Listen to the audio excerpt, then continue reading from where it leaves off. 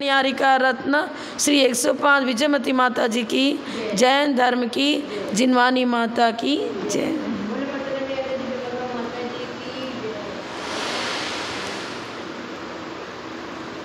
दोनों तरफ निकाल नहीं पाती हूँ मैं तो। कीर्त्या महत्या भुवि वर्धमानं त्वां वर्धमानं स्तुतिगोचरत्वं निनीशवस्मो वयमद्य वीरं विशीर्णदोषाशय पाशबन्धम्।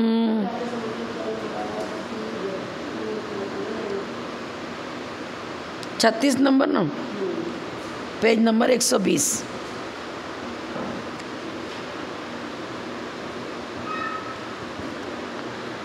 दृष्टे निकाल लिया।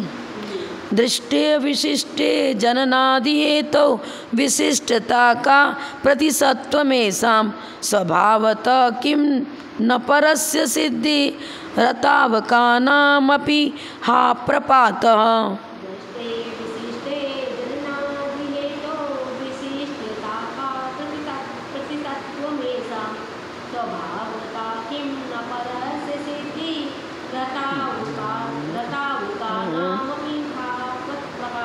बराबर। दृष्टे अविशिष्ट खंडाकार है ना, ए दोत्परा लुपमकार। अब दृष्टि मतलब देखे जाने पर। जननादि हेतु, जनन माने उत्पत्ति, चैतन्य की उत्पत्ति पृथ्वी जल अग्नि और वायु इन 4 भूतों से होती है। हेतु लगा दिया ना, माने चैतन्य की उत्पत्ति का हेतु क्या है? पृथ्वी जल अग्नि और वायु, भूत चतुष्टय। ये कौन बता रहा है? चारवाक मत वाला। हम आचार्य बता रहे हैं अविशिष्टे, ये तो आपने सामान्य हेतु रखा। सामान्य हेतु लक्षण नहीं होता। जैसे आलापत्ति में अस्तित्व वस्तुत्व प्रमेयत्व आदि को सामान्य बताया गया, पर ये सामान्य तत्व तो सभी में पाया जाएगा। जब हम जीव द्रव्य की सिद्धि करना चाह रहे हैं तो जीव का कोई विशेष लक्षण बताना पड़ेगा। ये जो आपने पृथ्वी जल अग्नि वायु बताया, ये अविशिष्ट सामान्य हेतु है। अगर इस सामान्य हेतु को ही विशिष्ट हेतु मान लेंगे तो हम आपसे पूछते हैं कि प्रत्येक व्यक्ति का आकार प्रकार अलग अलग क्यों है? एक हाथी क्यों बना, एक घोड़ा क्यों बना, एक मनुष्य क्यों बना? वो एक तरह का अगर सूती वस्त्र धागा है तो जितना भी आइटम तैयार होगा उससे सूत में ही तैयार होगा। स्वर्ण है तो जो भी उससे एक तरह का तैयार होगा। अब आपने जो 4 भूत माना वो तो सामान्य हेतु हो गया, और उससे निर्मित पदार्थ भिन्न भिन्न क्यों? मनुष्य मनुष्य में भेद, गाय गाय में भेद, घोड़े घोड़े में भेद, एक क्वालिटी में भेद पाया जा रहा। और फिर आपने 4 भूत जो माना, भूत चतुष्टय, उसमें से मनुष्य उसी भूत चतुष्टय तैयार हो रहा है। हाथी घोड़ा बैल सब उससे तैयार हो रहे हैं, देवनार की सभी उससे तैयार। कैसे ऐसे कैसे बनेगा? क्वालिटी भेद होगा तो फिर क्वालिटी भेद होना चाहिए, और आप क्वालिटी भेद नहीं मान रहे हो। एक तरह की क्वालिटी भूत चतुष्टय, उसी से मनुष्य भी बन गया, उससे हाथी बन गया, घोड़ा बन गया, समुद्र जीव, उससे पृथ्वी जल अग्नि सब उसी से बन गए। और तुम्हारा भूत चतुष्टय है, पहले वो पृथ्वी की उत्पत्ति किससे हुई बताओ तो सही। पृथ्वी जल अग्नि वायु मान रहे हो तो इसकी भी उत्पत्ति कहाँ से हुई? कारण की उत्पत्ति बताओ, फिर कार्य होगा उससे। हम तो सूत की उत्पत्ति बताते हैं कि कपास से सूत तैयार हुआ, फिर उस सूत से वस्त्र तैयार हुआ। आप ये बताओ कि पृथ्वी जल अग्नि वायु जो स्वीकार कर रहे हो उसको भी तो हेतुपूर्वक सिद्ध करो, वो कहाँ से आया? हमारे यहाँ तो पृथ्वी नामकर्म का, उसने एक जाति नामकर्म का बंद हुआ और पृथ्वी वाला ही बंद किया। और पृथ्वी में भी अनेक प्रकार की पृथ्वियाँ हैं, जैसा जैसा नामकर्म है उसके अनुसार वो उस पर्याय को प्राप्त करता है। एक तो मार्बल की पर्याय में गया, एक रत्न बन गया। हाँ, तो हमारे कोई व्यवस्था है ही नहीं इनके यहाँ। तो अब बता रहे हैं आचार्य, सामान्य हेतु अपने बात ने बताया। प्रतिसत्वम, प्रत्येक प्राणी में का विशिष्टता, फिर प्रत्येक प्राणी में जो विशिष्टता देखी जाती है वो कैसे बनेगी? क्या विशिष्टता होगी? फिर अलग अलग उस विशिष्टता का भी तो कोई न कोई हेतु होगा। यदि विशिष्टता स्वभाव से है, आचर कर, यदि विशिष्टता तुम स्वभाव से मानते हो, क्योंकि उसने कहा था स्वभाव से लोगों में यही प्रवृत्ति देखी जाती है, खाओ पियो मौज मर मस्ती करो, सब इसी प्रकार स्वभावतः प्रवृत्ति करते हैं। तो आचार्य कह रहे ठीक है तुम्हारी बात हम मान रहे, पर विशिष्टता स्वभाव से यदि है, आंसर क्या दे रहा है वो, विशिष्टता भी स्वभाव से है, तो फिर भूत चतुष्टय क्या आवश्यकता, भूत चतुष्टय क्या आवश्यकता, स्वभाव से। तो भी यहाँ भूत चतुष्टय भी क्यों लगा रहे हो, स्वभाव से आत्मा की उत्पत्ति मान लो।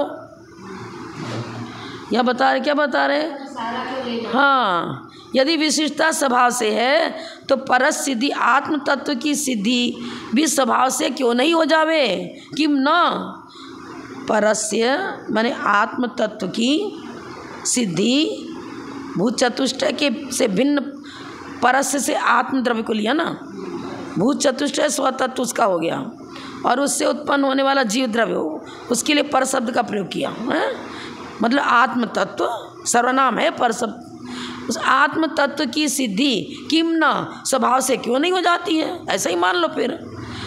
ऐसा अतावकानाम है भगवान, जो आपके मत से बहिर्भूत हैं, आपके मत में नहीं है, ऐसे चारवाक, इसके लिए तो हा शब्द का प्रयोग कर रहे हैं आचार्य। हाय खेद है, सब जीवों का पतन करने वाली तेरी मान्यता कैसी है, इन चारवाकों का भी हाय पतन हुआ है, स्वयं का ही पतन कर रहा है और दूसरे का ही पतन हो रहा है, किसी प्रकार से उद्धार इनका है ही नहीं। अन्य जो विधर्मी हैं, जैसे शंकर जी को मानने वाले, कृष्ण जी को मानने वाले, इनका मिथ्यात्व तो है, लेकिन भद्र परिणाम मिथ्या दृष्टि, इनके अंदर, क्रिश्चियनों के अंदर हित की भावना है, दीन दुखी जीवों की सेवा करते हैं, शुश्रूषा करते हैं, फिर लौकिक मोरल तो है उनके पास। लौकिक मोरल मतलब झूठ मत बोलो, चोरी मत करो, किस जीव को मत सताओ।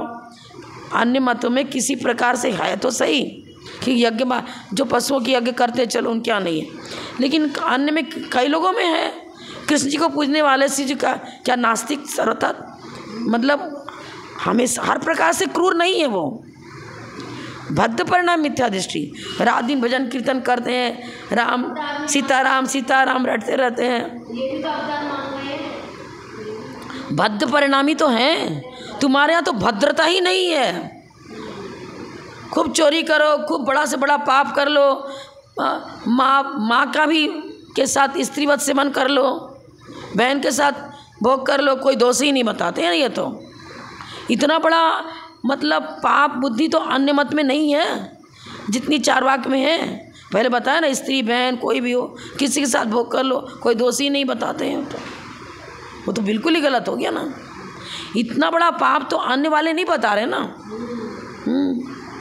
इसलिए हाय शब्द का प्रयोग कर रहे हैं आचार्य। हाय ऐसा मत जो सर्वथा पतन का कारण है, आपके मत में ये नहीं है, बिल्कुल बहिर्भूत है।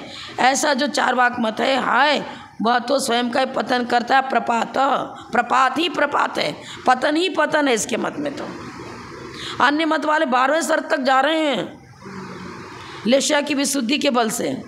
द्रव्य मिथ्यात्व की को लेकर के यदि लेशाओं की विशुद्धि है तो वह स्वर्ग में जाता है और 12वें स्तर तक जा सकता है। इनके यहाँ तो नरक का द्वार है सिर्फ, और कुछ है ही नहीं, खाओ पियो मौत करो वाला। इसकी तो एक एक लाइन पढ़ेंगे, सिर्फ भावार्थ पढ़ने से काम नहीं चलेगा। टीकार्थ, पृथ्वी आदि भूतों का मिलना सामान्य हेतु देखा जाता है। आचार्य बता रहे ना, सामान्य हेतु है पृथ्वी जल अग्नि वायु, इसी से चराचर सारी प्राणियों की उत्पत्ति हुई, वो ऐसा बता रहा है, चराचर सभी प्राणियों की उत्पत्ति। इन सामान्य कारणों के निमित्त से शरीर इंद्रिय विषय संज्ञा आदि होती है। शरीर का निर्माण, इंद्रिय का निर्माण, इंद्रिय के विषय बताओ, जो पदार्थ हैं, खाने पीने की भोग्य सामग्री है, वस्त्र आभरण। अरे वस्त्र आभरण जड़ पदार्थ भी भूत से ही बना और चेतन पदार्थ भूत से ही बना। सामान्य हो गया ना, सामान्य का मतलब सभी में लेंगे, जैसे अस्तित्व वस्तुत्व प्रमेय अपन सभी में लेते हैं। शरीर इंद्रिय विषय भी लिख रहा है, संज्ञा, आहार संज्ञा, भय संज्ञा, मैथुन संज्ञा, परिग्रह संज्ञा, माने विषयों की चाह, वह भी किससे हुआ? भूत चतुष्टय से। ऐसा स्वीकार करने पर दैव से कुछ रचना नहीं होती। आपने ऐसा मान लिया तो इसका अर्थ यह हुआ कि पुण्य पाप कोई चीज़ नहीं है। दैव का मतलब पुण्य पाप, पुण्य पाप कुछ भी नहीं हुआ आपके मत में। तो ऐसा स्वीकार करने पर दैव से कुछ रचना होती है, यह तो स्वीकारा नहीं। फिर प्रत्येक प्राणी में भूत समागम से क्या विशिष्टता आई? विशिष्टता देखी जाती है, और आपका सिद्धांत तो विशिष्टता को प्रकट करने में बन ही नहीं रहा, प्रकट कर ही नहीं पा रहा। एक फूल बना, एक कांटा बना, एक आम बना, एक केला बना, एक गेहूं बना, एक बुद्धिमान बना, विशिष्टता तो झलक ही नहीं रही है भूत चतुष्टय से, और विशिष्टता देखी जाती है। अर्थात कोई भी विशिष्टता संभव नहीं। यदि कहो कि विशिष्ट भूतों का यह कार्य विशेष रूप से स्वभाव से ही होता है। अब भूत में विशिष्ट, अरे विशिष्ट भी तो वही तो है, पृथ्वी जल अग्नि वायु। स्वभाव, सब में स्वभाव लगा दिया इसने, तो स्वभाव से ही हो जाती है। तो फिर आप यह क्यों नहीं मान लेते कि इन पृथ्वी आदि 4 भूतों के द्वारा अन्य किसी विशिष्ट 5वें आत्म तत्व की सिद्धि भी हो जाती है? ये बोलो ना, क्यों ऐसा कहते हो कि चैतन्य इन 4 भूतों का कारण है, कि चैतन्य इन 4 भूतों का कार्य है? चैतन्य ही कार्य क्यों है? सभी हो गया ना, फिर सामान्य सभी में जाएगा। 5वां विशिष्ट, तुम 4 ही विशिष्ट हेतु क्यों मान रहे हो? 5वां विशिष्ट हेतु आत्म तत्व मानो, आचार्य बोल रहे हैं। विशिष्ट क्यों लगाया तुमने? विशिष्ट माने कोई विशेषता। हाँ, यदि कहो कि शरीर के आकार से हुए भूतों का कार्यपना होने से चैतन्य की स्वभाव से सिद्धि हो जाती है। शरीर के आकार से, घर में शरीर का आकार बना, आकार से भूतों का कार्यपना उसमें अपने आप हो जाता है। अरे जो भूत चतुष्टय बता रहे हो, आपने बताया इससे चैतन्य की उत्पत्ति होती है। इसका मतलब ये स्वयं चैतन्य रूप नहीं है। पृथ्वी जल अग्नि वायु ये स्वयं चैतन्य रूप नहीं है, और जो स्वयं चैतन्य रूप नहीं है उनसे चैतन्य की उत्पत्ति होना कैसे बनेगा? चैतन्य की उत्पत्ति बता रहे हो, किनसे बता रहे? इनसे। इसका मतलब ये स्वयं चैतन्य भूत नहीं है। अगर ये स्वयं चैतन्य भूत है तो चैतन्य की उत्पत्ति का मतलब क्या है? स्वयं ही चैतन्य है। जो स्वयं चैतन्य है उत्पत्ति कैसे मानेंगे? हमारे यहाँ तो सब कुछ व्यवस्था है। पर्यार्थिकने से हम उत्पाद है मानते हैं, द्रव्यार्थिकने से हम उत्पाद है मान ही नहीं रहे। और इसके अंदर विवक्षा है ही नहीं। नई विवक्षा के बिना ये पराजित हो जाएगा, अपने आप हो जाएगा, इसका खंडन स्वयं हो जाएगा। अब आचार्य कह रहे हैं कि एक 5वां आत्म तत्व विशिष्ट क्यों नहीं मान लेता है? और उसने कहा शरीर के आकार से हुए भूतों का कार्य होने से चैतन्य की स्वभाव से सिद्धि हो जाती है। तो फिर यह बताओ कि ये भूत चैतन्य के क्या उपादान कारण है? जो भूत चतुष्टय माना वो चैतन्य के उपादान कारण है या सहकारी कारण? देखो, अब आचार्य अपने मत को लिख रहे हैं, प्रश्न पूर्वक पूछ रहे हैं। हमारे यहाँ तो उपादान कारण सहकारी कारण 2 माना है। सहकारी कारण में तो माता का राजवीर्य आ जाएगा, वो भी बाह्य निमित्त के रूप में। सहकारी में भी 2, अंतरंग और बहिरंग। अंतरंग सहकारी कारण तो बनेगा नाम कर्म, शुभाशुभ नाम कर्म, और बाह्य सहकारी कारण बनेगा माता पिता का राजवीर्य, वो भी सहकारी है। नाम कर्म भी सहकारी है। नाम कर्म ने चैतन्य को जन्म नहीं दिया, नाम कर्म के अनुसार बॉडी कंस्ट्रक्शन हुआ। चैतन्य का जन्म नहीं, चैतन्य का जन्म होता ही नहीं। पहली बात तो जीव अनादि अनिधन है। अब आचार्य पूछ रहे हैं बताओ ये भूत चैतन्य के क्या उपादान कारण है या सहकारी कारण है? यदि उपादान कारण मानते हो तो चैतन्य का भूतों में अन्वय, उपादान में क्या बताते हैं? अन्वय। जहाँ जहाँ जीव है वहाँ वहाँ चेतना है, जहाँ जहाँ चैतन्य है वहाँ वहाँ जीव है। तो तुम्हारा भूत चतुष्टय, यदि आप कहते हो कि भूत चतुष्टय उपादान है तो अन्वय हो गया। जैसे हमने बताते जहाँ जहाँ ज्ञान है वहाँ, तो जहाँ जहाँ भूत चतुष्टय वहाँ चैतन्य है ही है, अन्वय। हाँ, अन्वय बन जाएगा। फिर यह सिद्ध हुआ कि उन भूतों के चैतन्य होने का प्रसंग आ गया। तुम्हारे भूत स्वयं चैतन्य रूप हो गए। चैतन्य से चैतन्य की उत्पत्ति, फिर तो तुम्हारे सिद्ध हो, तुम तो भूत चतुष्टय को जड़ मान रहे हो,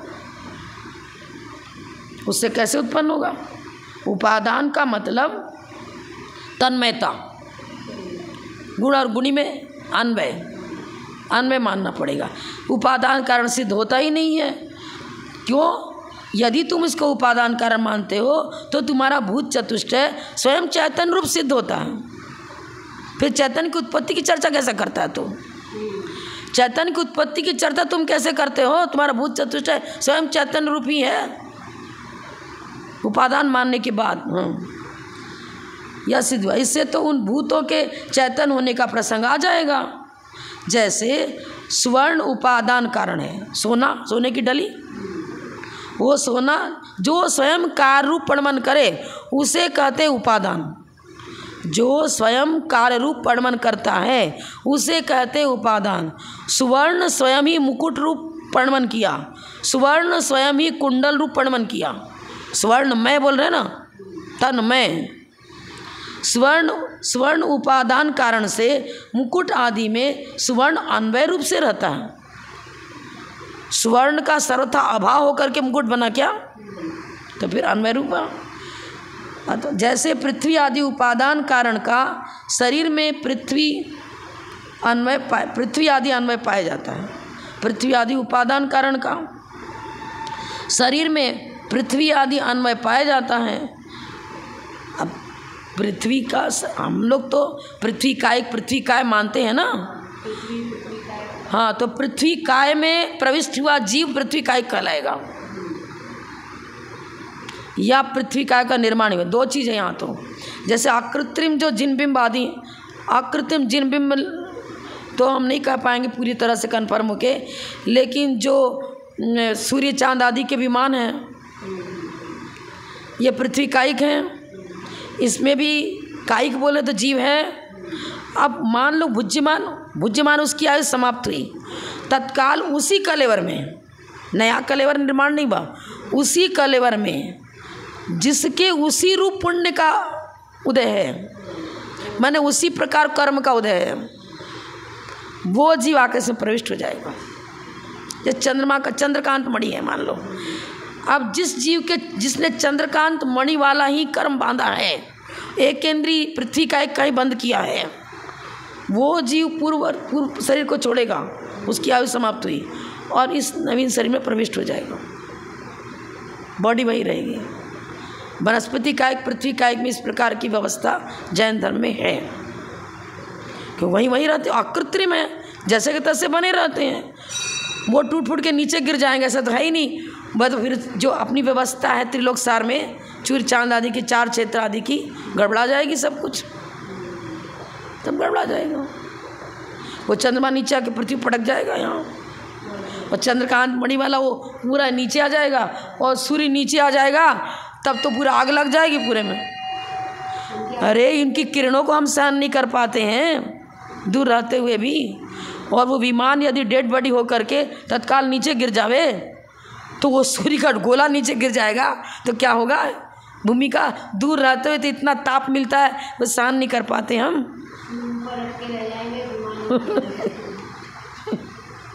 जाने क्या हो जाए। देखो आचार्य खंडन कर रहे हैं ना इसका। पृथ्वी आदि उपादान कारण का शरीर में पृथ्वी आदि अन्वय पाया जाता है।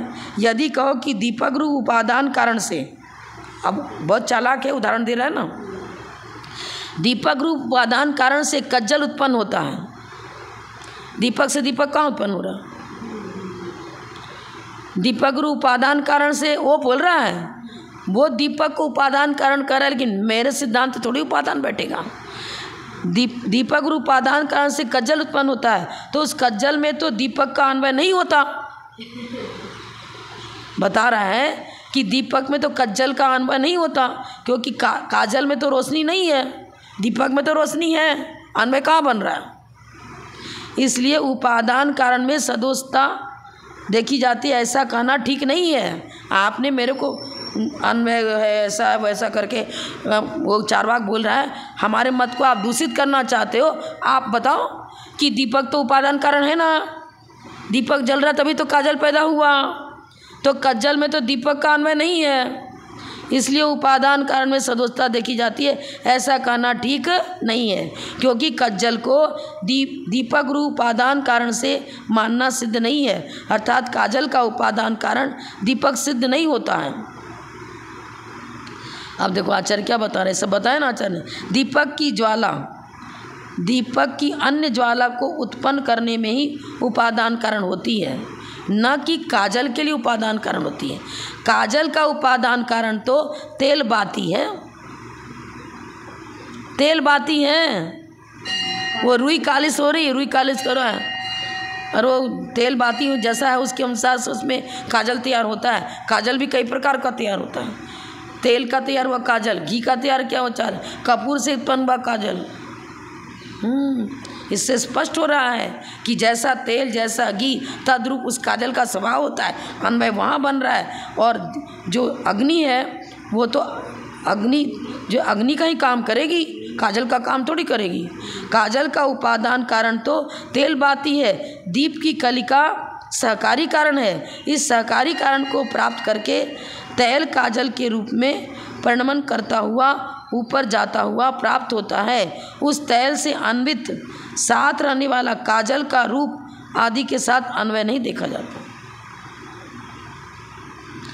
दीपक का स्वभाव अलग, रोशनी दे रहा है, प्रकाश और ताप है उसमें। उसका गुण क्या है दीपक का, प्रकाश और ताप, वो उसके साथ अन्वय रूप में रहेगा।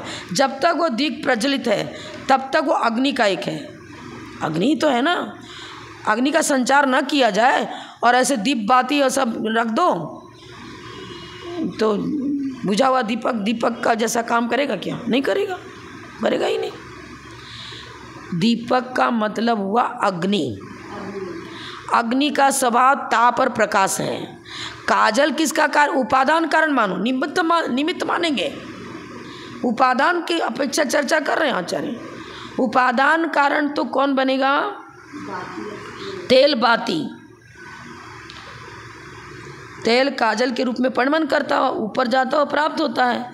उस तेल से अन्वित माने साथ साथ रहने वाला काजल का रूप आदि के साथ अन्वय देखा जाता है। तेल की पर्याय जो पहले तेल रूप में थी वही तेल अब काजल के रूप में परिणमन हो गया।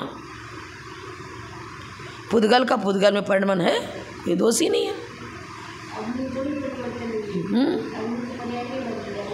वो तेल कोई जीव नहीं है। जब तक वृक्ष में वो तिल लग रहा था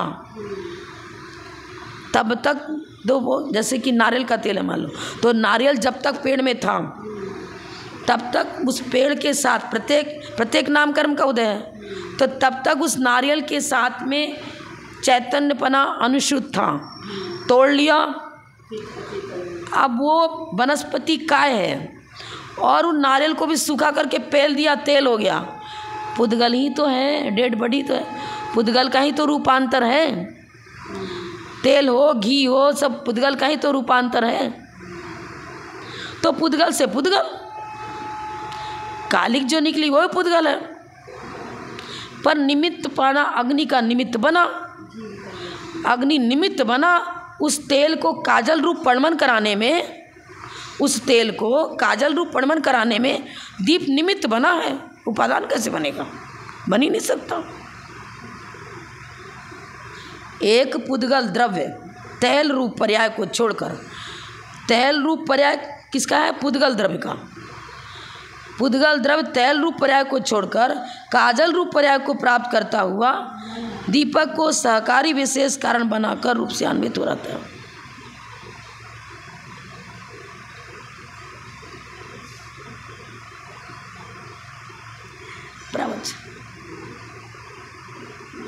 बैठो बैठो, देखो प्रश्न किया गया, चारवाक मत का खंडन चल रहा है। ठीक है, क्लास चल रही है। एक पुद्गल द्रव्य, थोड़ी सी सुन लो। एक पुद्गल द्रव्य तेल रूप पर्याय को छोड़कर काजल रूप पर्याय को प्राप्त करता हुआ दीपक को सहकारी विशेष कारण बनाकर रूप से अन्वित रहता है। देखो सैद्धांतिक विवेचन चल रहा है यहाँ।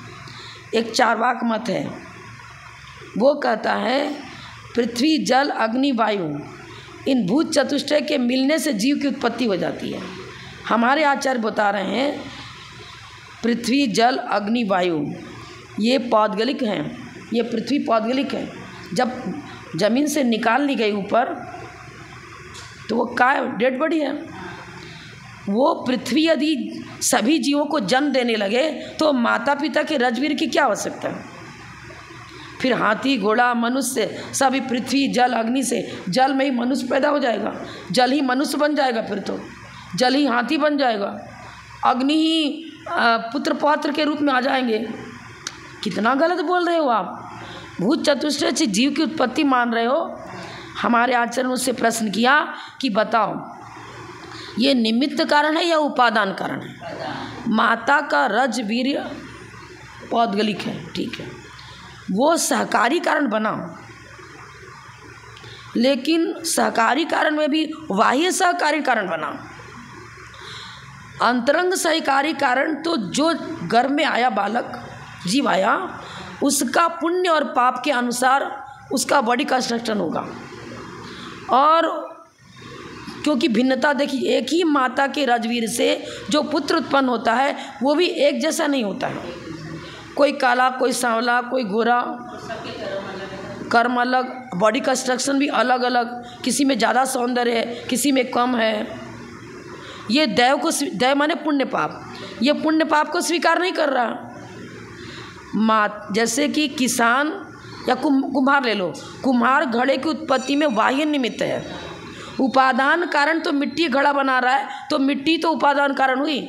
उपादान कारण किसको कहते हैं? जो स्वयं कार्य रूप परिणमन करे, तो उसके पुण्य पाप के तो अंतरंग निमित्त हुआ, उसके अनुसार से उसके शरीर की रचना होती है।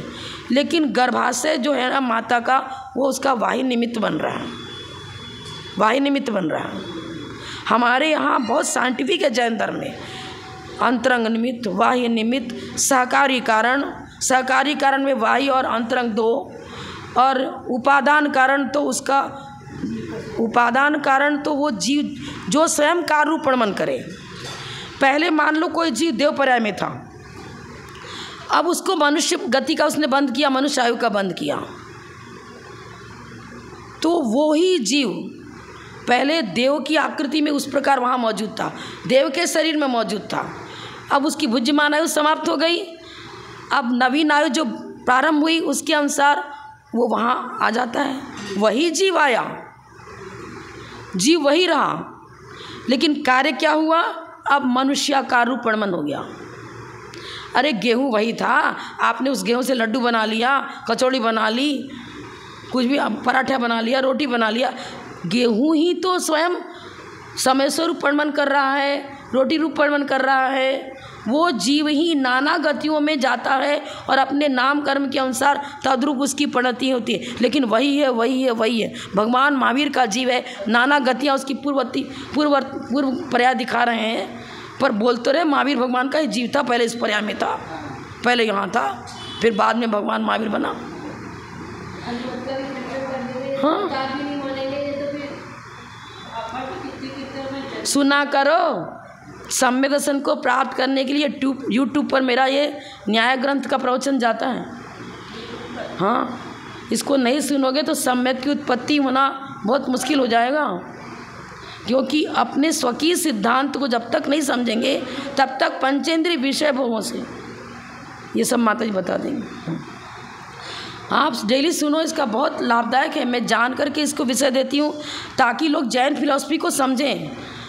सुमेरु पर्वत की तरह मेरा सम्यक दर्शन पूर्ण स्थिर तब बनेगा जब धर्म, सच्चा धर्म क्या है, उसका स्वरूप क्या है, मेरे आत्मा का स्वरूप क्या है, इसको गहराई से समझना, प्रमाण ने निक्षेपों समझना, न विवक्षा समझना। जैन फिलॉसफी के अनुसार जब तक उसमें हम रचे पचेंगे नहीं, तब तक मेरा सम्यक दर्शन सुदृढ़ नहीं हो पाएगा। ये चीज़ है। सम्यक दर्शन को पुष्ट करने में जिनेंद्र भक्ति सहकारी कारण है, उपादान नहीं है, सहकारी कारण है। उनके मार्ग पर चलने की विधि हम उनसे सीख रहे हैं थोड़ा थोड़ा, लेकिन सीख रहे हैं मतलब हमको वितराग परिणति स्वयं बनानी पड़ेगी। ये गोदी में उठा करके तुमको अपने पास थोड़ी ले जाएंगे, स्वर्ग में मोक्ष में नहीं ले जाएंगे। हाँ, तो इसी तरह जीव भी अपने पुण्य पाप के अनुसार नाना पर्यायों में जाता है। नाना पर्याय हो गई ना गेहूं की, तो बहुत अच्छा चल रहा है। एक पुद्गल द्रव्य, उसका खंडन कर रहे हैं। मतलब तेल से काजल बना, अग्नि स्वयं काजल नहीं बनी। अग्नि का 2 गुणधर्म है, प्रकाश और ताप। जब तक वो अग्नि पर्याय में, मतलब जो लपट है, जिसको छूने से हाथ जलता है, उसको अग्नि कहेंगे। और दीपक के अंदर जो उस पात्र के अंदर तेल है, वो तेल में उंगली डालो, हाथ जलेगा क्या? तेल गर्म हो गया तो बात अलग है, हल्की सी गर्माहट मालूम होगी, लेकिन अग्नि जैसा काम तेल नहीं करेगा। अब आपका उबलता हुआ तेल गिर गया हाथ पर तो हम जल जाते हैं। अरे तेल ने नहीं जलाया, उस तेल का संपर्क, एक क्षेत्रावगाह संबंध अग्नि के साथ हुआ तो भी अग्नि जला रही है, क्योंकि अग्नि का संपर्क पाया उसने। गहराई से जाओ तो बहुत दूर तक चले जाएंगे अपन तो, इसलिए अन्वय नहीं बैठेगा। पहले के आत्म रूप को छोड़ा, कि पहले जो जीव था ना, वो दूसरे शरीर में था, उस कलेवर को छोड़ा, आगे के आत्म स्वरूप को नहीं छोड़ा, तथा वर्तमान में रहने वाले ऐसे तीनों काल विषयक द्रव्य की उपादान से सिद्धि होती है। क्या बता रहे हैं? माने पर्याय की अपनी चर्चा करो तो पहली पर्याय को छोड़ा और दूसरी पर्याय में आया। अब दूसरी पर्याय में क्यों आया? उसमें भी उसका नाम कर्म काम करेगा। बहुत सारा कर्म 8 कर्म काम करेंगे। आयु उसने वैसे ही बांधी, और पुण्य पाप के अनुसार सुख दुख आदि जो भी साता असाता सब। अब तुम दैव को स्वीकार कर ही नहीं रहे हो। बस बता, सिद्धि क्या करी इसने? आप कैसे कहते हो कि जन्म मरण होता है? अरे माता की रजवीर से ही तो पुत्र उत्पन्न हुआ है, वो जीव उत्पन्न नहीं हुआ। जैसे कि पेटी के अंदर आपने अंगूठी जाकर रख दी, तो क्या पेटी ने अंगूठी को उत्पन्न किया क्या? वो माता गर्भाशय तो पेटी है, पेटी ही है। हाँ, कुर्मोन्नति योनि, वंशपत्री योनि, उसका स्थान, उत्पत्ति स्थान मतलब पेटी ही है। उसमें वो प्रविष्ट हुआ, क्योंकि आप कैसे प्रविष्ट हुआ आप कहो तो बॉडी सहित प्रविष्ट नहीं हुआ, कारमान शरीर सहित प्रविष्ट हुआ। तेजस और कारमान 2 शरीर। जब तक मोक्ष नहीं होता है तब तक तेजस और कारमान ये 2 शरीर साथ साथ ही रहेंगे। अगर इनको भी, इनसे भी रहित कर दोगे तब तो सीधे ऊर्ध्वगमन सिद्ध अवस्था हो जाएगी। फिर तो ये साथ साथ रहेंगे, और वो होते हैं सूक्ष्म, मतलब ना रुकते हैं ना रोकते हैं, तो माता के शरीर में प्रविष्ट हो जाते हैं। अब जब प्रविष्ट हुए उसके बाद विकास होगा। अगर मात्र माता का रजवीर ही कारण था तो संभोग के समय रजवीर दोनों का मिश्रण तो हुआ, पर नहीं, कभी कभी वहीं कहीं विकसित हो जाता है, नहीं होता। अरे एक होता है शंखावर्त योनि, शंखावर्त योनि में मतलब पति पत्नी दोनों का राजवीर का संयोग हो रहा है, लेकिन पुत्रोत्पत्ति नहीं होती नहीं। हाँ, चक्रवर्ती पटरानी की शंखावर्ती नहीं होती, उसको पुत्रोत्पत्ति होती नहीं। बहुत साइंटिफिक है जैन धर्म, हर मामले में साइंटिफिक है। अब उसका खंडन कर रहे हैं आचार्य। पहले की पर्याय को छोड़ता हुआ अगली पर्याय को नहीं छोड़ता हुआ तीनों कालों में रहने वाला वह द्रव्य उपादान कहा जाता है। बहुत सारी पर्याय हैं। पहली पर्याय को छोड़ा और अगली पर्याय को नहीं छोड़ा, पर उसमें गया ना, वही जीव तो गया। मतलब द्रव्य त्रैकालिक है, इनका कहना है सीधा सीधी। द्रव्य त्रैकालिक है, पर्याय त्रैकालिक नहीं होती हैं। पर्याय तो कर्मानुसार मिटती भी है, बनती भी है, होती भी है, बिगड़ती भी है। लौकिक जितने कार्य हो रहे हैं, ये फर्नीचर्स बना, ये टेबल बना, ये पुस्तक है, तो क्या त्रैकालिक है क्या? अरे पहले तो पेड़ में कोई शाखा था, वहाँ से लाया, काट फूट के लाया, फर्नीचर्स को बनाया। पर्याय त्रैकालिक नहीं होती। विशिष्ट माने पर्याय सहित तो रहेगा। माने हम ये बता रहे हैं कि जो पर्याय आज यहाँ मौजूद है, ये चीज़ त्रैकालिक इस पर्याय में नहीं था, लेकिन गुण पर्याय व द्रव्य किसी न किसी पर्याय में रहेगा। द्रव्य के साथ कोई न कोई पर्याय और गुण रहेंगे ही रहेंगे। लेकिन किसी एक पर्याय विशेष ले लो, मनुष्य पर्याय ले लो, देव पर्याय ले लो, विशेष पर्याय लो, तो वो त्रैकालिक नहीं है। सीधा सीधी बात है। अब चेंज कर लो। ठीक है, अब आपको टाइम लगेगा तो बदलने में, सोला बदलने में ना, तो फिर बैठी रहो ना, सुनती रहो। हाँ, कोई भी पदार्थ अत्यंत विजातीय कार्य करता अपनी, देखो सिद्धांत बहुत बड़ी आ गई, बहुत एक पॉइंट, एक पैराग्राफ और ले लेते हैं हम। विजातीय कार्य से सोने से मिट्टी का घड़ा नहीं बनेगा, मिट्टी से स्वर्ण में घड़ा नहीं बनेगा। विजातीय का मतलब क्वालिटी अलग हो। सूती धागे से रेशमी वस्त्र तैयार नहीं होगा, पीतल से स्वर्ण में कलश तैयार नहीं होगा।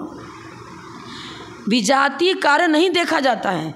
कोई भी पदार्थ अत्यंत लगा दिया ना, अत्यंत विजातीय कार्य करता हुआ प्रतीति में नहीं आता। पारा आदि पारद संबंधी पदार्थों को करते हुए भी अत्यंत विजातीय लक्षण वाले किसी कार्य को नहीं करता है, क्योंकि पारद से बना कोई अन्य पदार्थ रूप आदि के साथ सजातीपना रखता हुआ उसी के साथ भूत समुदाय अत्यंत विजातीय लक्षण वाले चैतन्य को भी नहीं कर सकता। पारा पारे का काम करेगा, ठीक है, पारा के द्वारा वो बाह्य निमित्त बन करके बहुत सारा हमें लाभ भी देता है। पारा को जली तत्व में लिया, गुरु कलश में डाल देते हैं जली तत्व के स्थान पर, फिर आप उसमें किसी गेहूँ वगैरह में लोग क्या उसको मिला के वो डली बनाते, गोले डाल देते हैं, तो घुनता नहीं है, सड़ता नहीं है, जो भी हो। लेकिन वो पारा पारा ही रहेगा, निमित्त बन करके अन्य कार्यों को सहकारी कारण के रूप में उपस्थित हो सकता है, लेकिन पारा स्वयं जीव बन जाएगा क्या? सवाल ही नहीं। चैतन्य रूप कार्य को नहीं कर सकता है, कुछ भी करो तो। बहुत सारे उदाहरण दे रहा है, लेकिन इसके सारे उदाहरण फेल कर रहे हैं। अब बोलता है शब्द, फिर उसने क्या कहा, शब्दोच्चारण करते हो तो तालु जीवा आदि से ही तो शब्दों का उच्चारण होता है। तो गूंगा व्यक्ति के पास तालु जीवा तो सब है, ओम करता है, लेकिन बोल नहीं पाता। क्यों नहीं बोल पाता? उसके पास भाषा वर्णा नहीं है। यहाँ तक कि केवल ज्ञान होने के बाद भी यदि भाषा वर्णा का स्टॉक समाप्त हो गया है तो मूक केवली कहलाते हैं। भाषा वर्णा समाप्त होगी। यदि आप भाषा वर्णा को संजो के नहीं रखोगे और दिन भर बोलते ही रहोगे बाल, तो कितने पुण्यशाली हो। क्या वो तीर्थंकर पुण्यशाली नहीं थे क्या? तीर्थंकर तो कर मुख केवली नहीं होते, सामान्य केवली। मेरे मुँह से गलत निकल गया, मतलब सामान्य केवली। सामान्य केवली में भी जिनकी भाषा वर्णा समाप्त हो गई है, केवल ज्ञान होने के बाद भी वो बोल नहीं पाते हैं। तो ये भाषा वर्णाएं हैं, वो स्वयं भाषा रूप, मतलब स्वर व्यंजन रूप उनमें उनका उच्चारण होता है। भाषा ही शब्द रूप प्रमाण करती है, भाषा वर्णाएं शब्द रूप प्रमाण करती हैं। लेकिन सहकारी कारण तालु जीवा ओठ कंठ ये सहकारी कारण है, उपादान कारण नहीं है। बहुत लंबी चौड़ी चर्चा चलेगी। जैसे कि अकलंग देव स्वामी की बौद्धों से 6 महीने तक बहस चलता रहा, तब कहीं निपटारा हुआ। ऐसे हमारे संबंधबद्ध आचार्य सबके साथ विवाद करके उनका खंडन किया और जैन धर्म की ध्वजा जगह जगह फैलाई।